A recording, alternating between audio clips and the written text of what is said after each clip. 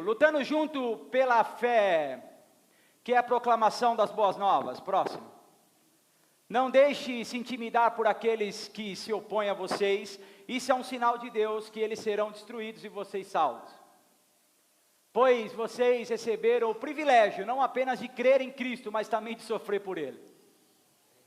Estamos juntos nessa luta. Estamos juntos nessa luta. Vocês viram as dificuldades que eu enfrentei no passado e sabem que elas ainda não terminaram. Amém? Pode se assentar, irmãos. Ele começou ali da metade do verso 27, mas a hora da exposição aqui eu vou falar ele inteiro, amém? Depois, se ele quiser voltar aí, que o verso 27 começa antes. Nós encerramos hoje essa primeira etapa falando de Filipenses. Quando eu pensei em falar da carta dos Filipenses, eu pensei numa proposta de falar de um capítulo por domingo. Paulo queria alertar o povo de Filipenses a respeito das mentiras que eles haviam ouvido dos falsos mestres. Os judaizantes, eles tinham o costume de falar a respeito da dieta religiosa, que era não comer carne de porco, aquilo tudo que você sabe, ou não sei se sabe, da questão dos judeus, mas isso é um assunto para outro dia. Eles têm restrição de alimento, não pode comer algumas coisas, etc. Também eles tinham a respeito das festas, de guardar o sábado e não poder trabalhar, e também a respeito da circuncisão, e Paulo estava falando contra isso. Outra coisa que Paulo estava falando era agradecendo pela generosidade dos irmãos. Eu já disse isso e vou dizer outra vez. Esse texto de Filipos acontece em Atos capítulo 16, você pode ler na sua casa e vai perceber o esforço de Paulo em pregar o evangelho. Paulo agora está preso em Roma, já tinha feito o primeiro discurso diante do imperador e faria o segundo.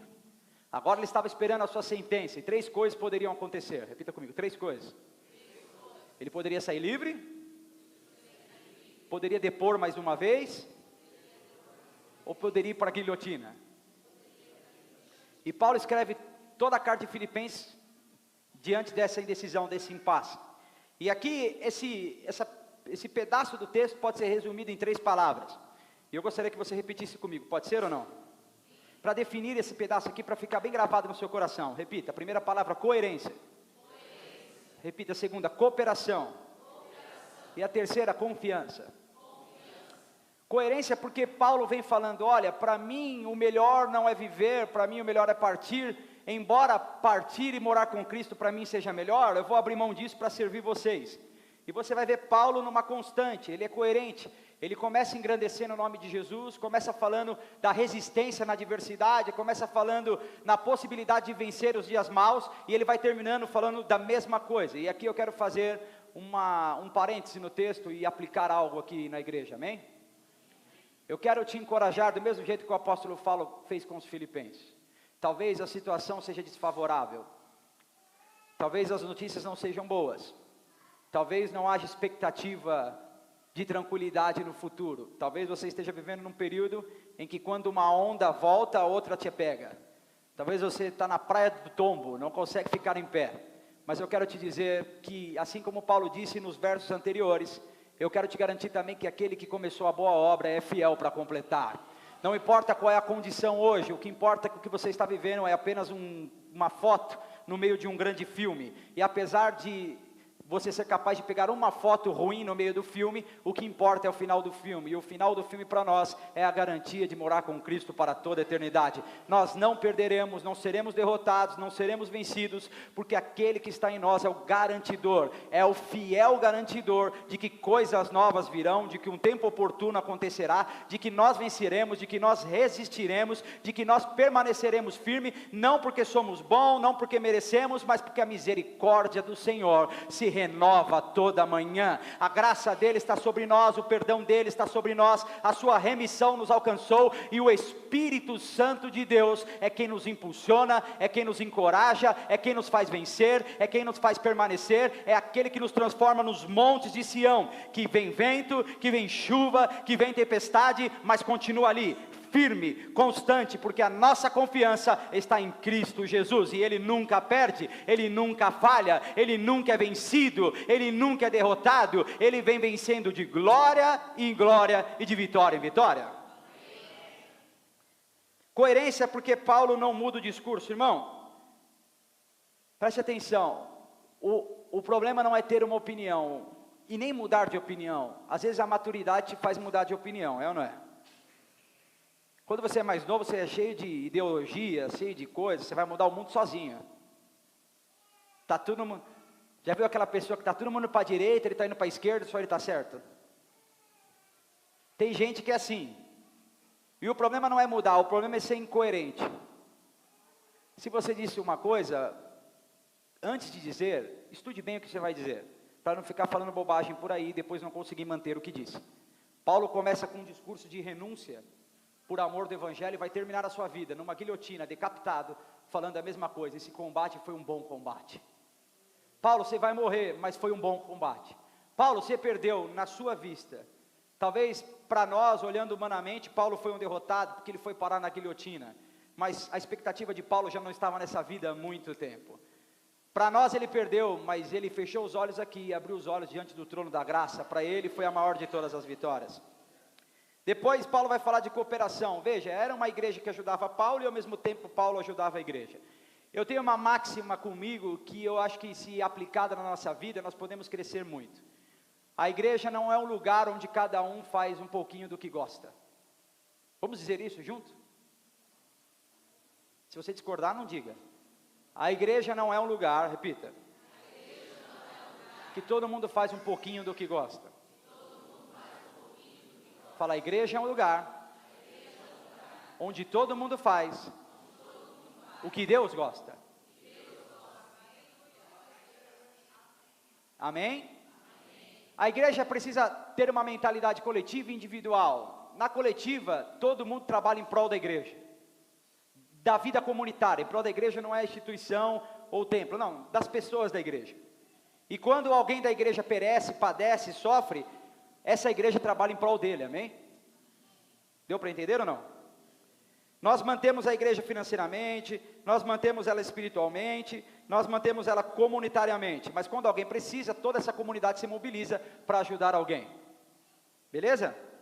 Terceira coisa é a respeito da confiança. Paulo está encarcerado, preso, sem expectativa, à mercê do julgamento romano, e ele continua dizendo, eu sei que eu vou estar com vocês, se vocês orarem e o Espírito de Deus agir, então eu serei solto.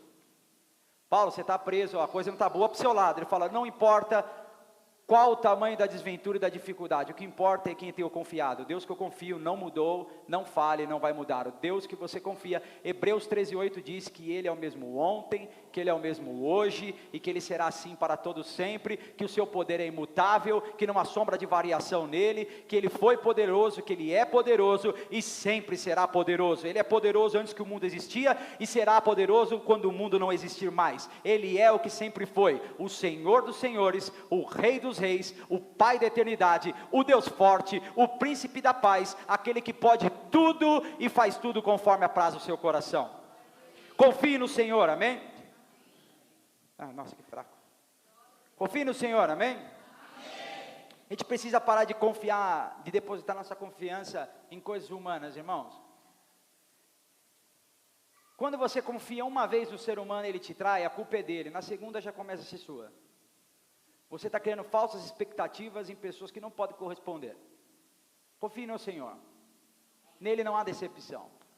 Nele não há frustração. Ele não vai te largar no meio do caminho. Ele é o tipo de amigo que te pega no começo e só para quando você cruzar a linha de chegada. Esse é Jesus, amém? Essa parte do texto é um estímulo para a igreja permanecer firme, e é isso que eu quero dizer, permaneçam firmes. Permaneçamos firmes. Nós vamos resistir. Nós vamos resistir. Paulo disse, eu sei, esse mesmo Paulo vai dizer, eu sei passar fome, eu sei comer bem, eu sei ter muito dinheiro, eu sei ter nada de dinheiro. Mais nada, nenhuma dessas coisas. Nem a felicidade extrema, nem a tristeza fragorosa, nem a maior das decepções, e nem a maior das alegrias. Nada disso pode me separar do amor que está em Cristo Jesus. Nada pode mudar o fato de que Deus te ama. Nossa. Deus te ama, Deus te ama, amém? E eu quero falar apenas de lições que nós aprendemos até hoje aqui, porque eu vou encerrar esse tema hoje. No primeiro sermão, coisas que nós aprendemos no primeiro domingo. que nós somos todos iguais diante de Deus. Não há hierarquia entre nós, irmãos. Se quer ver eu ficar apavorado, é entrar em uma congregação, entrar em uma igreja que o pastor é tratado como um semideus, em que ele é tratado como uma pessoa diferente das outras. Nós somos iguais. Eu entendo o seu desânimo de ser igual a mim, tudo bem. Nós somos iguais. Eu entendo. Nós somos iguais diante de Cristo Jesus, amém? Pecadores, falhos, de origem ontológica, é muito complicado falar essa palavra, mas nós nascemos, nós fomos gerados em Deus, o homem caiu e por conta de Adão nós herdamos o pecado original, nós somos falhos e dentro de nós toda vez que nós podemos escolher, nós escolhemos o que é mal e isso nos faz igual. Toda vez que nós podemos escolher entre o que é bom e o que é mal, adivinha o que a gente faz? Isso está na ponta da língua da galera. Todavia, porém, não é isso que nos iguala, apesar dessa condição nos tornar parecido, o que nos iguala é o perdão que veio sobre nós. O mesmo sangue que foi derramado por mim, foi derramado por você. Nós somos perdoados de igual forma, nós somos remidos de igual forma, e um dia moraremos no mesmo céu. Ah não, que já, meu Deus. Nós moraremos no mesmo céu, amém? Outra coisa que nós aprendemos no primeiro sermão é que o Deus que começou a boa obra vai terminar. Irmão, você deveria ficar mais feliz por isso, sabe por quê? Porque Deus, Ele dá o start, Ele dá o play nessa obra. E a gente no meio do caminho vai começando a estragar tudo que Deus fez, não é? A gente não precisa de ninguém para isso, a gente é tão habilidoso, que a gente vai destruindo tudo, aí vem Deus, conserta tudo e nos coloca no caminho de novo, original, e nos garante levar até o fim. O Deus que startou isso, o Deus que deu o play, é o Deus que garante o finish. O Deus que começou essa boa obra, é o Deus que vai terminar, e Ele vai recondicionar você quantas vezes for preciso, Ele vai te disciplinar em amor, Ele vai te corrigir, mas Ele vai garantir que você chegue ao final dessa carreira, glorificando o nome dEle, exaltando o nome daquele que é digno. Deus que começou essa boa obra, é Ele que vai terminar. Pastor, eu estou orando pelo meu filho, fique tranquilo, quem convence ele é o Espírito Santo, e ele garante que convence o homem do pecado, da justiça e do juízo. Mas tem o meu marido, tem a minha filha, tem a minha mulher. O Deus que começou a boa obra na tua casa é o Deus que termina. Mas esse trabalho está difícil, o Deus que te colocou lá é o Deus que te garante. Pastor, mas a faculdade não, o Deus que impulsionou você a começar é o Deus que garante que você vai terminar. O Deus que começou essa boa obra em você te garante que você vai chegar ao final dela. Não se espante, não se atormente, não tenha medo do que está por vir. O Senhor é garantidor fiel, amém? Outra coisa que nós aprendemos é que a generosidade é a marca do cristão. Os que são de Deus são generosos, amém? Repita comigo, os que são de Deus são generosos. Ser avarento e ser de Deus são duas coisas que não combinam. Segundo sermão, nós aprendemos que Deus é aquele que transforma cenários de caos em testemunhos para a sua glória.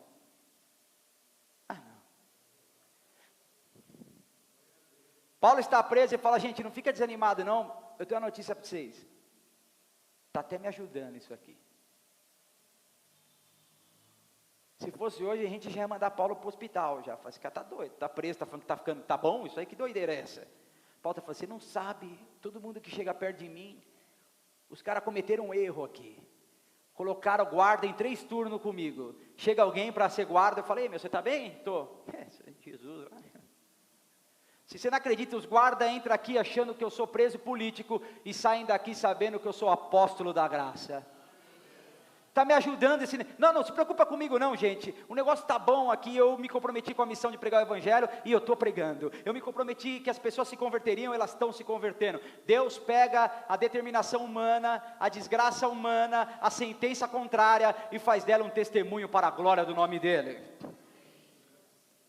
Outra coisa que nós aprendemos é, repita comigo, o mal que me fizeram não pode fazer de mim alguém mau.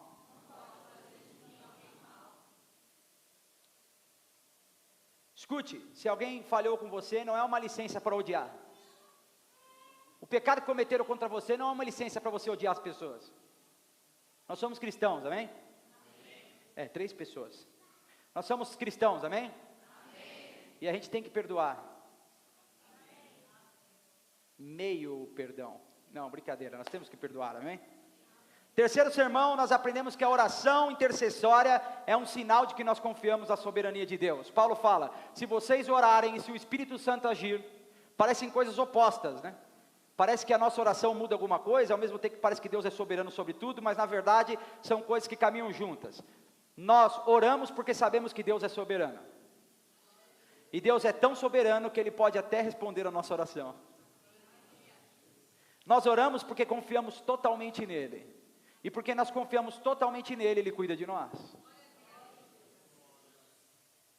Repita, e a última lição, repita comigo. Uma vida para ter sentido, ela precisa ser vivida com Cristo ou para Cristo.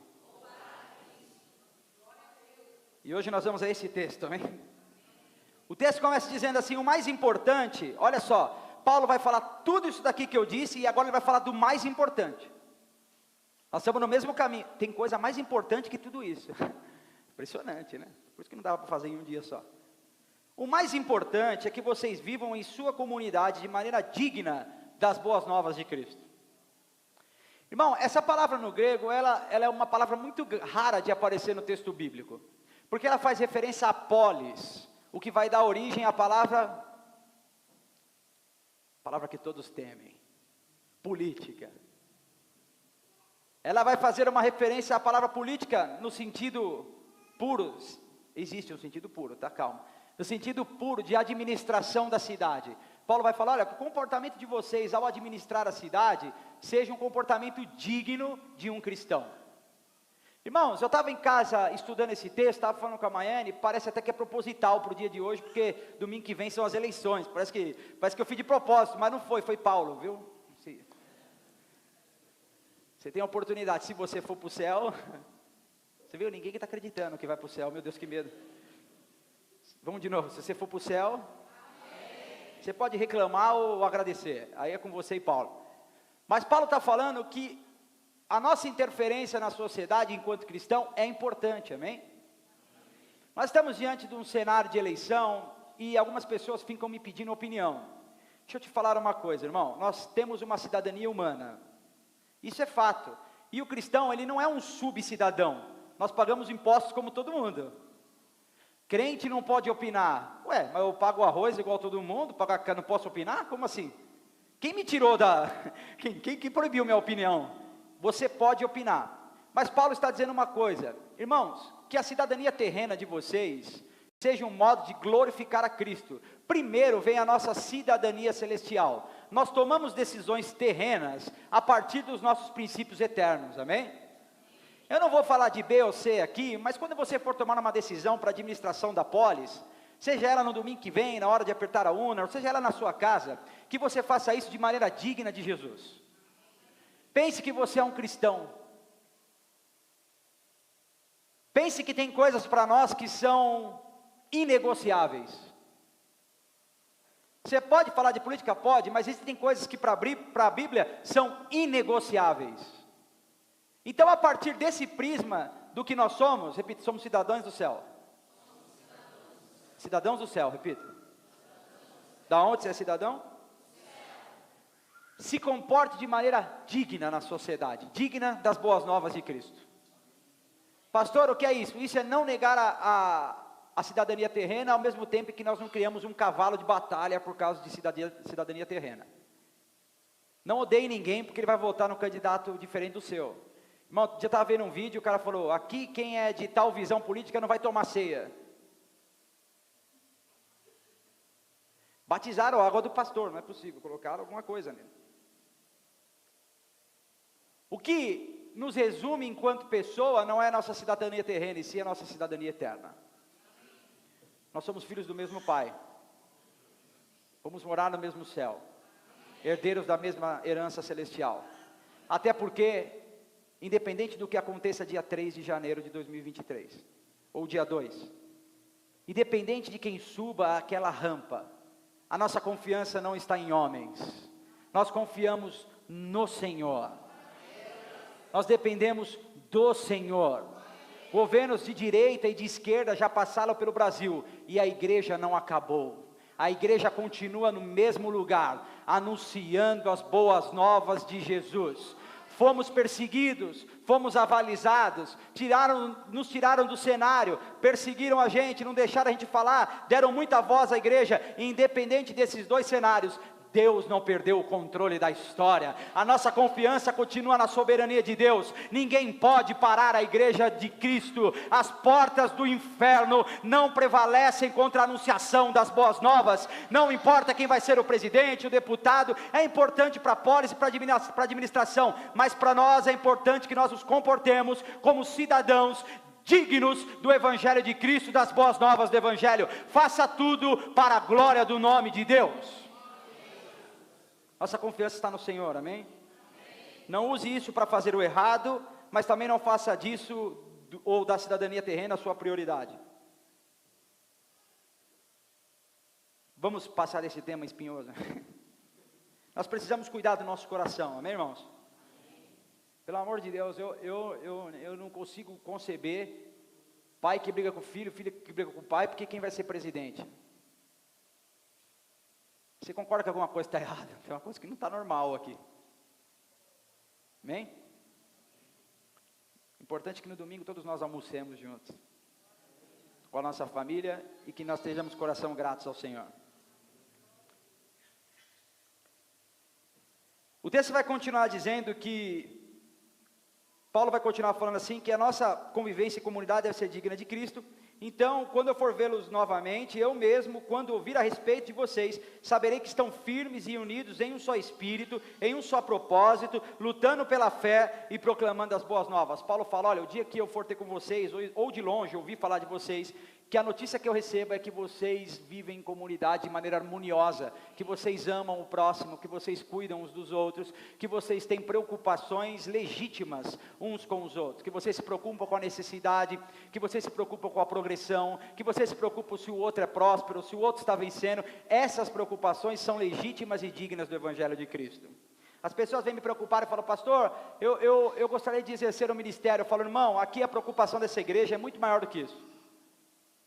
A preocupação dessa igreja é que você esteja bem na tua casa, esteja bem financeiramente, esteja bem no âmbito da família, esteja bem no seu trabalho, é que você esteja bem por completo. O ser humano não é uma...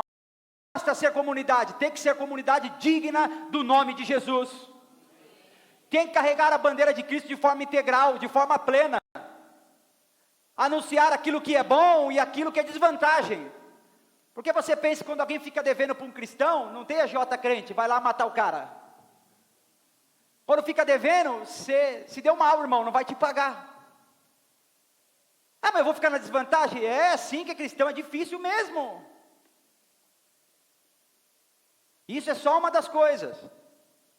Aí as pessoas ficam ensinando por aí, olha, quando eu cheguei aqui eu era pobre, desgraçado, agora eu sou rico e tenho carro importado. Amém, que Deus dê carro importado para todo mundo, e todo mundo seja rico. Se bem que PVA é caro, você que sabe.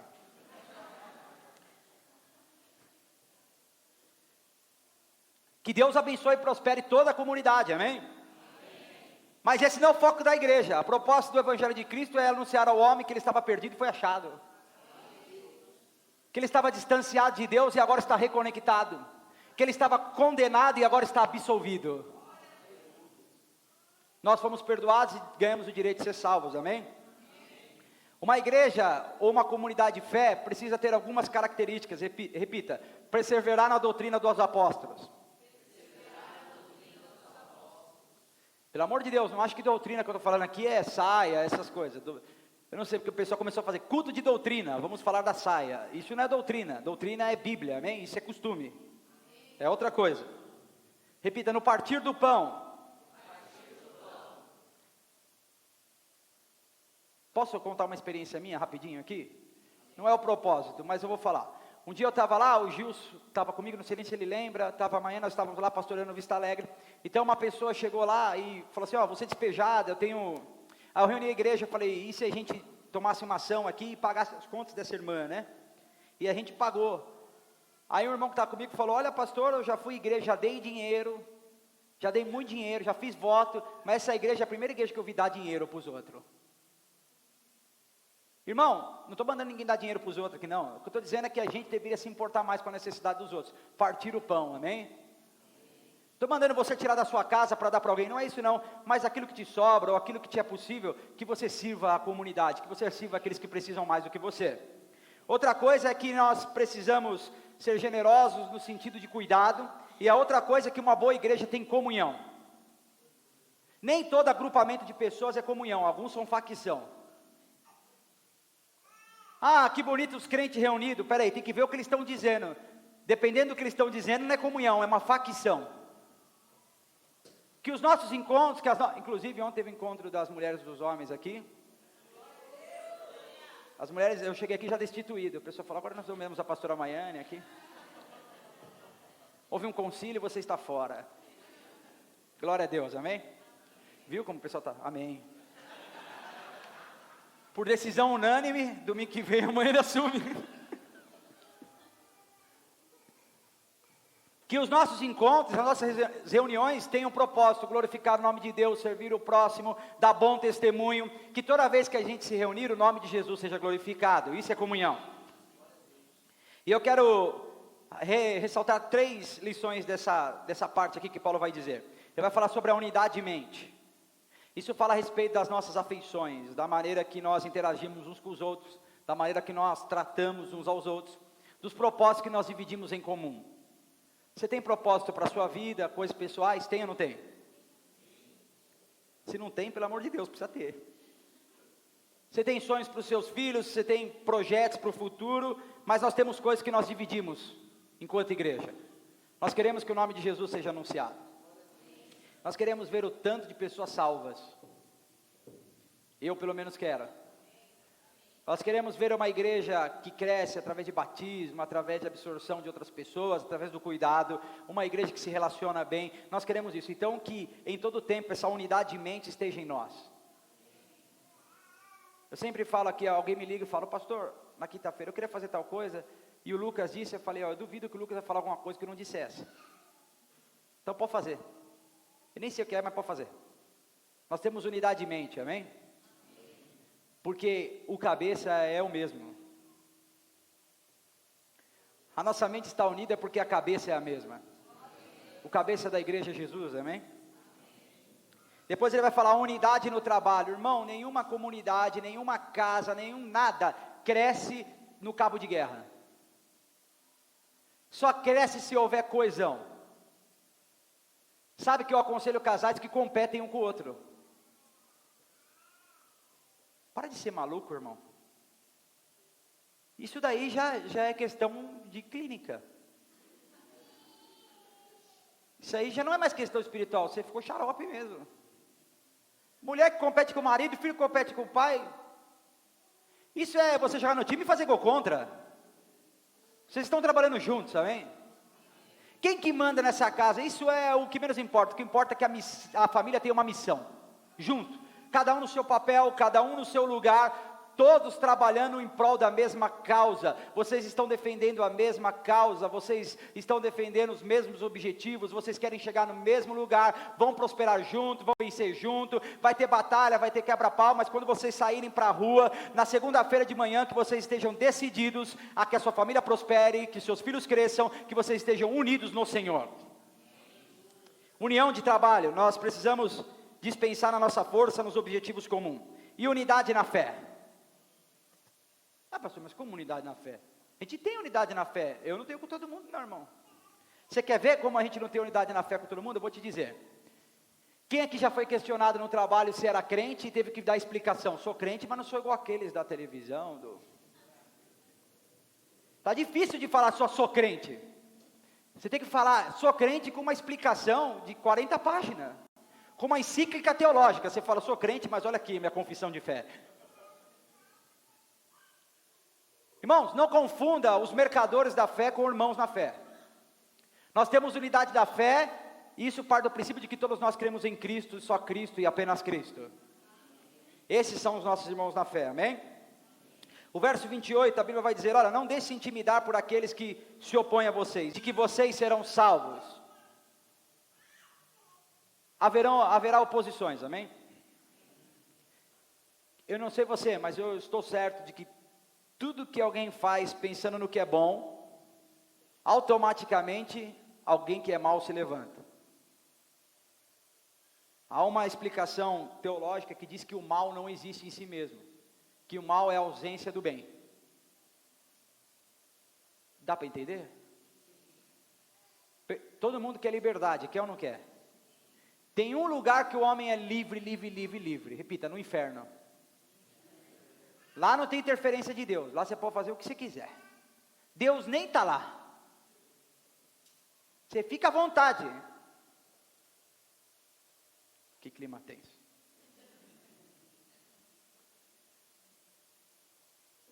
Nós temos liberdade em certa medida, mas que bom que essa liberdade é regida por Deus, amém? Tem gente que não gosta não. Tudo que você fizer de bom, irmão, alguém vai se opor, é natural, isso é normal na vida. Aí você tem duas posturas, ficar reclamando ou continuar fazendo aquilo que você entende que é o melhor de Deus para você. Não fique gastando o seu tempo em reclamação, gaste o seu tempo em oração, em gratidão, em renovando a certeza de que Deus está com você. Paulo disse, tudo isso que eles fazem contra vocês, não melhora nada para eles, isso só testifica de que vocês amam Jesus, permanecem firmes na verdade, e de que eles serão destruídos porque perseguem vocês. Irmãos, o meu convite para você hoje é resista. Se o dia for mal, resista. Se houver oposição interna ou externa, se os de fora ou os de dentro estiverem te perseguindo, resista. Não há nada mais dolorido para um opositor do que alguém que não cai. Do que alguém que é osso duro de roer. Tem gente que apanha, apanha, apanha e está lá. Perde, perde, perde e continua. A nossa maior dádiva em ser cristão não é que a gente vai ganhar sempre. Isso é mundo da fantasia, isso não é cristianismo. A nossa maior dádiva é que quando veio o dia bom, a gente agradece a Deus, e quando veio o dia mal, a gente resiste. Resiste através do nome de Jesus Cristo. Resiste porque confia que Deus pode mudar o cenário. Resiste porque a nossa esperança não está nessa vida, está naquilo que está por vir. A gente resiste porque apesar da situação ser desfavorável, nós cremos um Deus que pode todas as coisas, por isso nós permanecemos em pé. Vem a tempestade, vem a luta, vem a oposição, falam mal, nos caluniam, injuriam a gente, contam história, não importa o que estão fazendo, resista. Confie no Senhor, crie o hábito da oração, se aprimore em Deus, se aperfeiçoe em Cristo, crie o hábito da leitura da palavra e resista. Você vai vencer, amém? O apóstolo Paulo está encorajando os irmãos, nós não podemos retroceder toda vez que alguém se opõe. Irmão, se você ficar retrocedendo toda vez que alguém se opõe, você nunca vai fazer nada. Toda vez que você é hostilizado, toda vez que alguém diz que não vai dar certo. Eu estava falando com o irmão hoje, a hora que a gente chegou aqui, eu me lembro quando nós começamos essa obra aqui, nós estávamos 11 pessoas, tinha um aluguel estratosférico para pagar. Sabe quando você está com tanto problema que você está anestesiado? Não sei você já viveu isso. Deixa rolar. Você já estava misturando fé com doideira já. Eu estava assim, já estava anestesiado. E Deus cuidou de nós, amém? Nós passamos por pandemia e cá estamos nós. Outros fecharam e nós permanecemos. E sem querer puxar a sardinha para o meu lado, essa igreja trabalhou na pandemia, irmão. Serviu a comunidade nessa pandemia, irmão. Foi lindo de ver a igreja trabalhando. Sabe por quê? Porque a liderança dessa igreja e os irmãos dessa igreja podem não ser as melhores pessoas do mundo, mas são resistentes. Veio tempestade e a gente estava aqui. Veio perseguição e a gente estava aqui. Falaram mal e a gente estava aqui. Veio acusação fraudulenta e a gente estava aqui. Veio injúria e a gente estava aqui. Veio pandemia e a gente estava aqui. E sabe por quê? Porque os que confiam no Senhor são como os montes de Sião. Não retrocedem, permanecem ali firme. A nossa confiança está no mesmo lugar do primeiro dia que nós abrimos essa porta. Está em Cristo e somente em Cristo. Ele é a pedra fundamental. Ele é a pedra angular. Ele é o alicerce dessa igreja. Enquanto nós estivermos aqui, Ele será. Por isso Ele é digno de honra, de glória e de louvor. Por isso eu quero te encorajar. lugar, resista. Enquanto seu alicerce for em Jesus, você permanecerá ali. Virão dias difíceis, você vai chorar, você vai envergar, às vezes vai querer desanimar, vai querer desistir, mas depois você vai se lembrar que o seu Redentor está vivo, que Ele não dorme, que Ele promete e cumpre, que Ele é fiel e justo, e que você pode confiar e continuar caminhando em direção ao prêmio da soberana vocação. Jesus, se for o teu alicerce, também será o teu garantidor. Paulo vai continuar dizendo para nós nos terminarmos, porque isso é sinal de condenação. Irmão, as pessoas que querem mal para os outros, elas não precisam que ninguém faça nada, elas se desgraçam sozinhas. Não precisa, fica tranquilo, irmão. Fica aí se explicando. Eu aprendi uma coisa durante a minha vida: para quem é amigo, não precisa de explicação. Para quem é inimigo, nenhuma explicação serve. Você ficar explicando para amigo, não precisa. Quem aqui não tem um amigo que nem entende porque é amigo dele? Esse cara só me deu prejuízo, eu sou amigo desse cara. Nem entendo porque eu sou seu amigo. Você ama, amém? E quem é inimigo também nem quer ouvir sua explicação, já te deu a sentença. Não fique se explicando, irmão, confie no Senhor, Ele é a sua justiça. Nós precisamos nos manter firmes, essa é a nossa parte, amém? Paulo vai dizer no final: pois vocês receberam o privilégio, não apenas de crer em Cristo, mas de sofrer por Ele.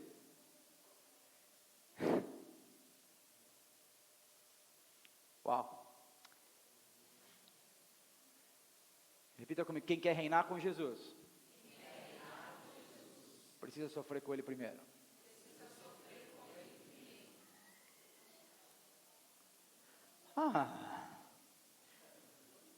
Escute, Paulo não está falando de qualquer sofrimento. Tem gente que pensa que tem um encravado é para a glória do Senhor. Não, vai no podólogo.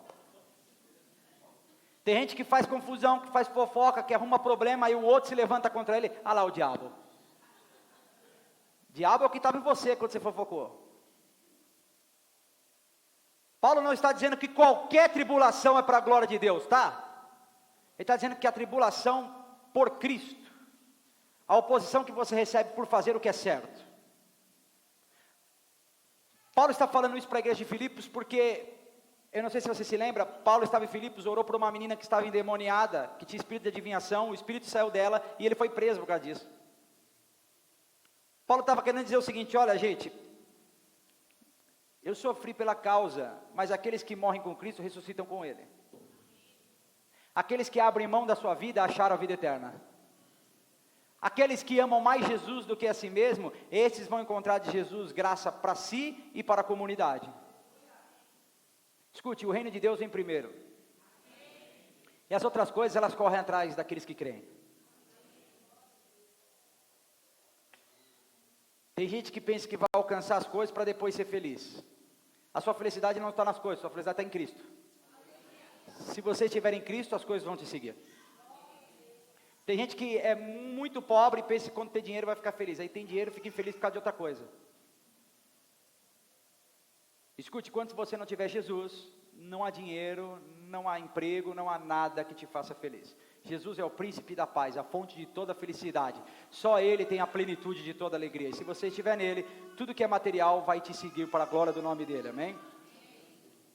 E Paulo vai continuar dizendo que aqueles que querem a graça para ressuscitar, precisam considerar o morrer uma graça. Esse texto aqui, ele é usado para a vida física, porque Paulo está falando de morte física, mas ele pode servir como guisa de ilustração para a nossa vida espiritual. Quem quer uma nova vida em Cristo? Então você precisa abandonar a velha. Para viver novos hábitos, você precisa abandonar os antigos. Tem gente que pensa que é mentiroso e Deus vai torcer a boca dele e ele vai ficar honesto de um dia para o outro. A honestidade, a mudança de hábito gera esforço da nossa parte, amém? Deseje ser diferente. Deseje ser um marido melhor, uma esposa melhor, um filho melhor, um servo melhor, um cidadão melhor. Deseje ser diferente. Deseje glorificar o nome de Deus. Paulo está dizendo que vocês se comportem na comunidade de vocês de maneira digna do nome de Jesus. E aí nós caminhamos por fim, para a alegria de todos. Paulo vai dizer assim: estamos juntos nessa luta, irmão, isso faz toda a diferença. Paulo está dizendo: olha, essa luta da fé, essa luta pela verdade, não se luta sozinha. se luta junto. Paulo estava dizendo, a dificuldade de vocês, eu estou a quilômetros de distância, mas a preocupação de vocês é a minha preocupação. Eu vou intensificar as minhas orações e nós vamos lutar juntos isso daí. Se eu não puder colocar a mão na massa, pelo menos orar eu vou. Eu vou fazer alguma coisa. A tua dificuldade, a tua perda é a minha perda. A tua alegria é a minha alegria, a tua vitória é a minha vitória. Esse é o espírito do cristianismo. Nós dividimos lutas e dividimos festas também. Glória a Deus pelas festas. Nós dividimos dia de agonia, choramos com os que choram, mas também nos alegramos com os que se alegram. A vida cristã é comunitária. Não tem luta sozinho, irmão, você não está sozinho nessa luta. Pastor, mas eu estava sozinho até hoje, então seja bem-vindo a um lugar onde as pessoas dividem as lutas. Contem comigo. Nós estamos juntos nessa luta. E nós vamos vencer essa luta. Porque maior é o que está conosco do que aquele que no mundo está. O nosso Senhor é poderoso. Amém? E Paulo vai dizer, vocês viram as minhas dificuldades e eu sei que elas não vão acabar.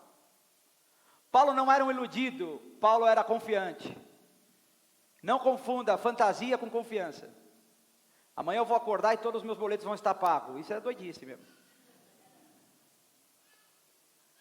Mas confie no Senhor que se a situação está difícil, se te falta alguma coisa, Deus sempre levanta alguém para prover. Isso é verdade. Eu falei aqui na quinta-feira dos irmãos moravianos e vou repetir isso. Eles oraram durante 100 anos, 24 horas sem parar, a comunidade. Tá bom para você? Não tá? Você é exigente, hein? 24 horas todos os dias sem parar. E eles tinham um lema, eles diziam assim, não vamos pedir nada a Deus que nós não possamos ser a resposta. Se eu pedir para alguém ser evangelizado, que eu seja o evangelista. Se eu pedir para que Deus venha prover alguma coisa em alguém, que eu esteja disposto a ser generoso. E eu encerro aqui, contando a história, quem veio quinta-feira? Já ouviu? Contando a história que eu contei quinta-feira dos irmãos moravianos. Um homem comprou uma ilha na Inglaterra e levou 2.000 escravos para lá. Isso é fato, amém? Isso aqui não é da minha cabeça. Ele escravizou as pessoas. E os irmãos moravianos, que eram irmãos de oração, irmão do manto, né? Não tem ninguém do manto aqui também. Meu Deus, presbiteriana isso aí. Irmão do manto, da ardente oração. Eles oravam e disseram, Senhor, nós precisamos ser essa resposta. Então, eles enviaram uma carta para o dono da ilha e disseram, olha, e se você deixasse a gente ir aí pregar o evangelho para esse pessoal? O dono da ilha disse, olha, nenhum clérigo maluco vai vir aqui falar de história não, esquece, vocês não vão vir. Aí eles responderam a carta, falaram, e se a gente fosse escravo para sempre? Seu escravo, e se deixasse a gente pregar? O cara falou, eu até deixo, mas não vou nem pagar nem o barco. E eles aceitaram, recolheram dinheiro na comunidade e se venderam como escravo. Pagaram para ser escravo.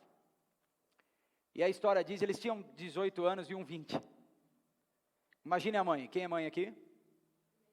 As mães foram até a beira do rio despedir os seus filhos. E as lágrimas rolavam nos seus olhos e aquela comunidade chorava de ver aquele barquinho indo embora. Com aqueles 2 meninos que nunca mais voltaram. Eles morreram lá. Mas no meio do caminho, antes do barco se perder no horizonte, eles ouviram as últimas palavras daqueles meninos. Eles se abraçaram e disseram, que o Cordeiro, que padeceu por nós, receba a glória que lhe é devida. Que esse sacrifício sirva para que nós tenhamos uma vida digna do sacrifício da cruz do Calvário. Que o Senhor desperte em nós uma esperança maior, uma devoção maior, uma preocupação maior. Que o nosso hábito de oração seja revigorado. Que essa carta aos Filipenses sirva como um impulsionamento da nossa fé. Nós vamos continuar a falar dela em dezembro. Novembro. Vocês viram como é que eu estou? Estou falando de quinta com quarta, está uma maravilha. Por que, pastor, nós não vamos falar em outubro? Porque em outubro nós falaremos da reforma protestante, amém? Quem conhece Felipe McLangton? Vai conhecer, amém? Nós falaremos do sola graça, somente pela graça. Somos salvos somente pela graça. Somente a fé. Solos Cristo, somente Cristo. Sola Escritura, só a Escritura. E só a Deus toda a glória. Passaremos 5 domingos falando disso. E eu te convido a estar conosco firmemente nesse propósito. Nós inclusive teremos um seminário a respeito disso, e eu quero te encorajar, você vai saber disso já já. Vai ser um dia muito importante. Enfim, irmãos, em novembro nós falaremos do capítulo 2 de Filipenses. Vocês acham estranho fazer assim? Quem está feliz com isso, diga amém. Amém.